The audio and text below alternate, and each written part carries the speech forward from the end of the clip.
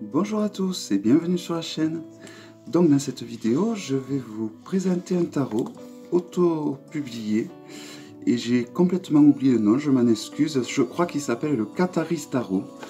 Donc il arrive dans une boîte en dur, une jolie boîte avec un pharaon d'un côté et une image un peu fantomatique de l'autre. Donc c'est un tarot qui existe, en fait ils ont fait 3 tarots, donc ça, je crois que c'est le second ou le troisième, ils en ont fait 2 autres, c'est un peu un tarot en 3 volumes on va dire, mais je trouve que celui-là, c'est celui-là qui se démarque le plus et qui est le plus joli. Donc voici l'intérieur de la boîte. Donc c'est un jeu que j'avais vu sur la chaîne de Claire de la Lune et je l'en remercie. Donc voici l'intérieur de la boîte, tout simple mais solide et efficace on dira. Alors il y a un tout petit guidebook, mais il faut savoir qu'il y a un livre sur Amazon qui est en anglais où ils vont parler un petit peu plus des arcanes. Car là c'est très sommaire. C'est un guidebook donc en anglais et il n'y a que... Je sais même pas s'il y a le nombre de pages. Il y a très peu de pages. Donc, c'est en plus des arcanes traditionnelles que possède un tarot, il possède une vingtaine de cartes oracles en plus. C'est pour ça que c'est quand même intéressant peut-être d'avoir ce livre. Donc vous voyez, vous avez les cartes, les arcanes en couleur, et vous avez donc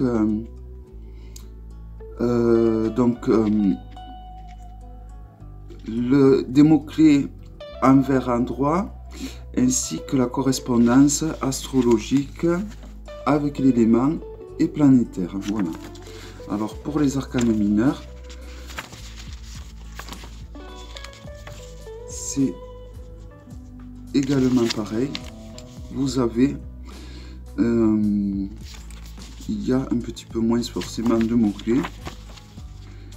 Il n'y en a pratiquement pas du tout même. Hein. Il y en a très peu. Donc voilà. Pour les arcanes mineurs, donc on va dire des épées, vous avez de 1 à 10 quelques mots-clés.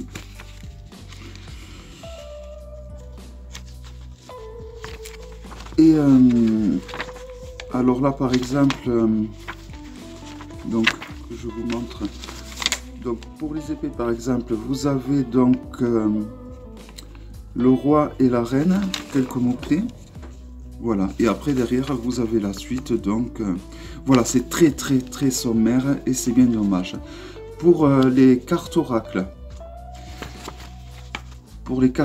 donc il y en a 21 cartes oracles. Vous avez des phrases, on va dire, des petits textes qui donc vous donnent un petit aperçu des cartes en question. Voilà, donc c'est un guidebook très sommaire par rapport à la puissance du jeu qu'on a entre les mains. Donc il a les contours dorés, les cartes ne collent pas. Donc je pense que ça a été une dorure qui a été faite arcane par arcane. Donc je vais vous le présenter. Voici le dos qui est très joli, qui représente l'homme vert. Donc c'est un jeu, ce que j'apprécie dans ce jeu, c'est que il va rallier toutes les mythologies. Alors c'est-à-dire mythologie égyptienne, mythologie nordique. Donc vous voyez l'arcane est beaucoup plus large qu'un grimoire. Et au niveau de la hauteur c'est pareil. La qualité est vraiment très bonne. Donc je vais vous présenter d'abord les arcanes majeures. Donc les arcanes ne collent pas les unes aux autres. Ça c'est un plus je trouve. Et vous voyez, ça fait, les cartes chantent comme le Boneston Tarot. Donc je vous remontre le dos. Donc voilà, donc si vous êtes intéressé par ce jeu, je vous conseille d'aller sur Amazon. Donc le numéro des certaines arcanes, comme vous pouvez le voir, vont être donc dans ce sens et d'autres seront dans un sens plus traditionnel. Donc là nous avons le fou, c'est écrit en haut et vous avez également le chiffre, donc vous ne pouvez pas vous tromper pour ce qui est du fou. Le magicien qui doit représenter Merlin. Donc pareil, le nom à ce niveau-là. Et le numéro de l'arcane en haut. Pour la papesse, je pense qu'il s'agit peut-être d'Hécate, vu qu'il y a la lune, ou Artémis. L'impératrice, il me semble que c'est une déesse hindoue. L'empereur, là on part dans la mythologie asiatique. Le hiérophante, je ne vais pas savoir, je ne sais pas du tout. Les amoureux, alors c'est peut-être Ulysse, peut-être qui fait un dernier baiser à Pénélope avant de partir faire son Odyssée. Alors là, j'aurais tendance un peu comme Claire à penser qu'il s'agit des 4 chevaliers de l'Apocalypse pour le chariot, mais je ne pense pas parce que bon, les 4 chevaliers de l'Apocalypse ne font pas du tout partir de la mythologie. Pour la force, nous avons le Titan Atlas qui porte le monde sur ses épaules. Ça a été donc sa punition de Zeus. L'ermite en 9. Je trouve que c'est un jeu qui fait très masculin au niveau des dessins. C'est pour ça que c'est un jeu que j'apprécie, car il y a très peu de jeux au final qui font masculin. Donc là, je pense qu'il s'agit de Persée avec la tête de Méduse.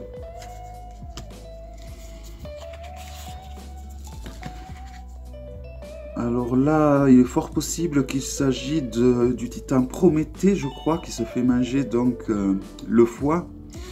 Et qui a été puni par Zeus parce qu'il a enseigné la lumière, le feu à l'homme. Et donc Zeus l'a condamné à se faire manger le foie en journée. La nuit, le foie se reconstituait et son supplice recommençait. Alors là, je pense qu'il s'agit peut-être d'Odin, car il a l'œil qui est percé, l'arcane Sanon, et Odin a un œil percé. La tempérance, alors avec cette dame qui a cette boîte où s'échappe beaucoup d'énergie, peut-être qu'il s'agit de la boîte de Pandore. Le diable. La tour. L'étoile. L'Égypte. Enfin, l'Égypte. La lune, excusez-moi. Le soleil.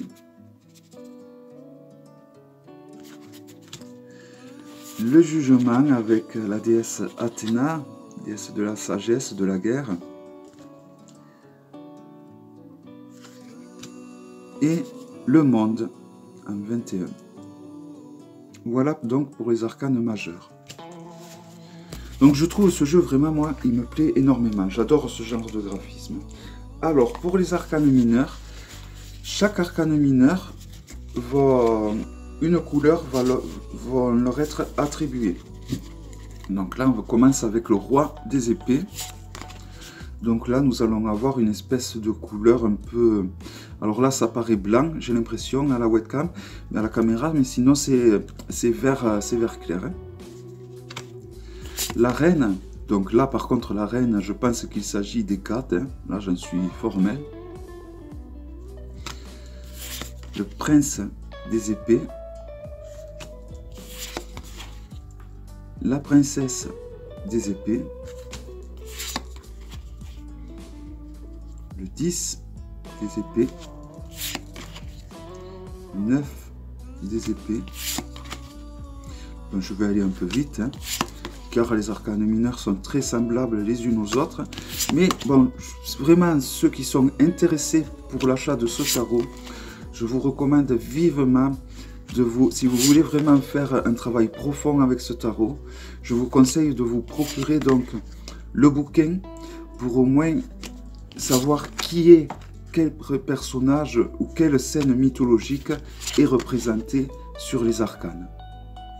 Voilà donc pour la série des épées. Donc là, nous allons passer à la série des bâtons, je crois. Je regarde vite fait. Ouais. Donc là aussi nous avons Odin, hein. On le reconnaît car Odin a souvent un œil crevé. La reine. Le prince, donc qui est Thor avec son marteau. La princesse, peut-être Freya. Le 10. Donc pour chaque arcane mineur, vous avez également l'encadrement qui change. Je vais peut-être vous présenter, vous le comparer avec l'autre. Vous voyez, nous n'avons pas tout à fait le même encadrement. Voici pour les bâtons à ma gauche et pour les épées à ma droite. Donc après, au niveau des illustrations, vous voyez pour le 8 de bâton, on reste quand même assez fidèle, on va dire grosso modo d'un rider. Hein. Mais voilà, le fait quand même de savoir le nom des personnages mythologiques qui est représenté sur les arcanes est un plus au niveau de l'interprétation.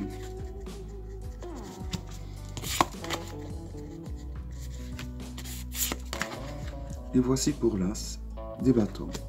Donc là, nous passons à la série de coupes avec Zeus, le dieu des dieux.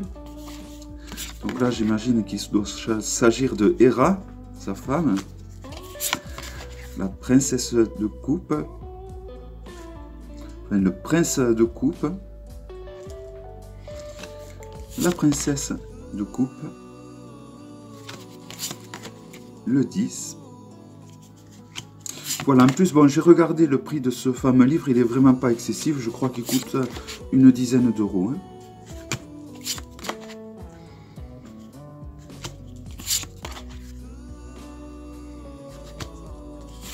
Donc là, nous avons par exemple Hadès, on reconnaît grâce au chien à 3 têtes des enfers. Là, nous avons Pan, ou peut-être un satyre plutôt. Toujours Méduse, le 2 de coupe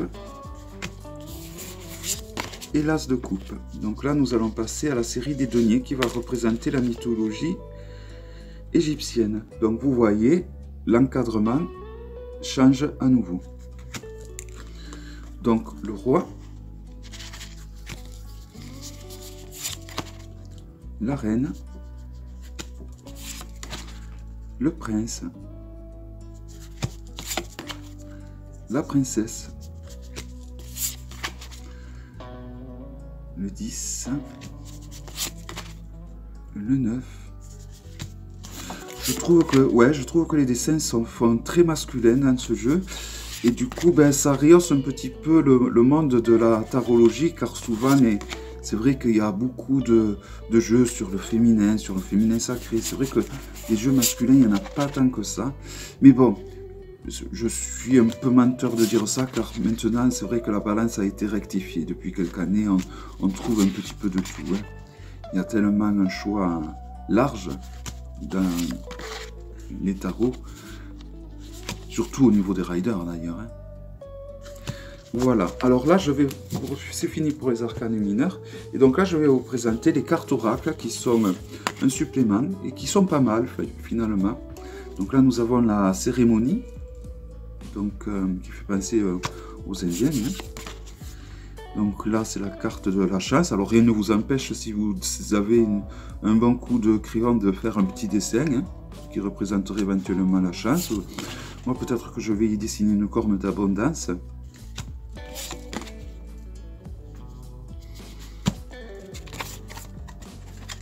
L'équinoxe.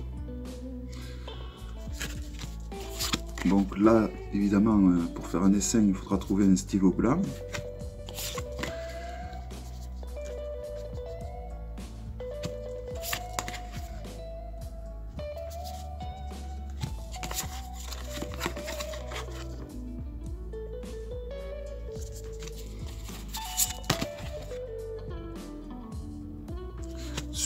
Ce tarot est très agréable au toucher.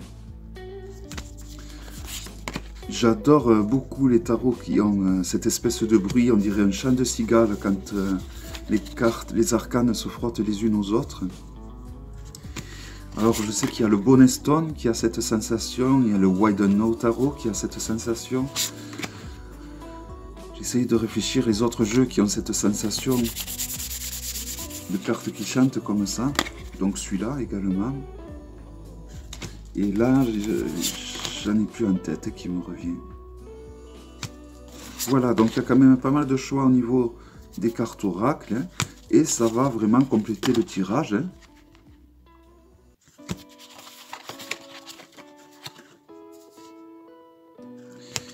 Et voici donc pour la dernière arcane. Voilà, donc il s'agissait du Catharis Tarot.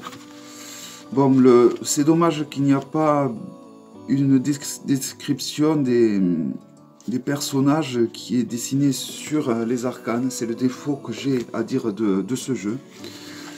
Sinon, ben, il faut obligatoirement acheter ce fameux livre sur Amazon si on veut en faire vraiment quelque chose. Voilà. Je vous souhaite une très bonne journée ou soirée. Je vous remercie à tous et à très bientôt pour une prochaine vidéo. Bye bye.